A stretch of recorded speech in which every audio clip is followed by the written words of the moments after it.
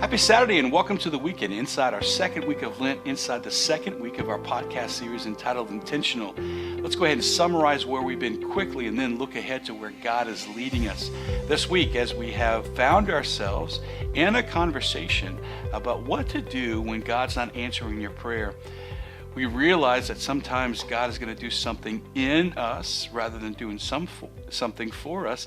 And we also realize that just because God's going to move a mountain, that's not the only mountain that he's going to move, right? God is doing some things in other people's lives as he's doing something in our lives. That then led us to acknowledge the fact that we're tempted. And then we wrapped up the week yesterday talking about some practical things that we can do in our spiritual life whenever it seems like God is not speaking to us or answering our prayer in that regard. In the midst of all of that, one of the things that often accompanies a season when God's not answering your big prayer on your timeline is there can be a temptation that God's not speaking to us at all in this season.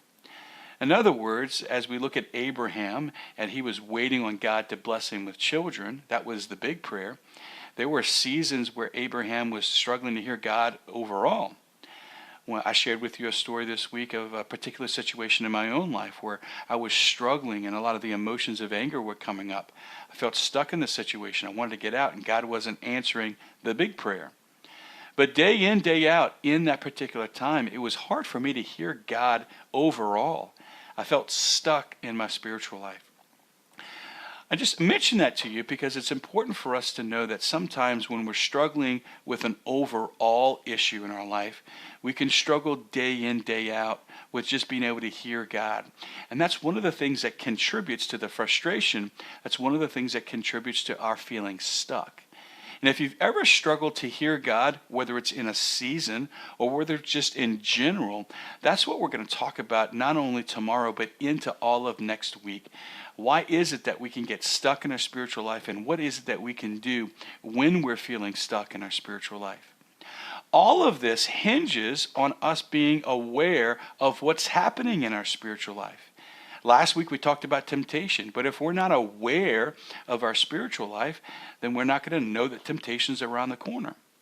This week we talked about what's happening in our hearts when God's not answering our prayer on the timing that we would want. But if we're not aware of our spiritual life, then we're not going to be aware of what's going on in our hearts. Likewise, if we're not paying attention to the things on the inside, then we're not going to know when it is that we're stuck.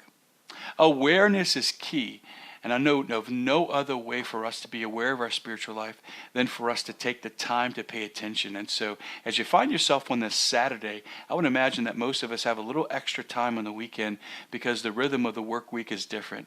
And if you find yourself with a different rhythm this weekend, I just want to encourage you to spend a little extra time paying attention to your spiritual life. And I want to give you some special homework today. I want to encourage you to go to the Psalms, the book of Psalms. I gave you an encouragement to pray with the Psalms yesterday. But one of my favorite Psalms that always reawakens my appetite for God, you might say, is Psalm 139, especially verses 1 through 16. I want to give you that as some homework today. Psalm 139, verses 1 to 16, where we realize there that God knows everything about us, and that's just a lot of encouragement in that psalm. Just ask yourself, where do you find yourself today as the weekend is unfolding, as a week is concluding at this stage of the week and at this stage in your spiritual life? Where are you and where is God in your life? It's also the second week of Lent, and it's always a good idea for us to stop at this stage in Lent and to ask ourselves, how you doing with those Lenten penances? We're 2 weeks in. Or actually, it's been 2.5 weeks since Ash Wednesday. How do you find yourself with the commitments that you made, and do you need to either recommit or celebrate the discipline that you've had to carry through with those things? Today's a good day for us just to stop and pause and pay attention to where we are and to take stock of how we can continue to walk together so that we can have a fruitful Lent. Psalm 139 verses 1 through 16 is a good place for us to start. And come back tomorrow as we unpack the story of the woman at the well, a woman who was stuck in her spiritual life and God freed her from that. And if you ever experienced that in your life, just know that God can do that in your life. Enjoy the psalm, enjoy the weekend, and until our conversation unfolds tomorrow, God bless you.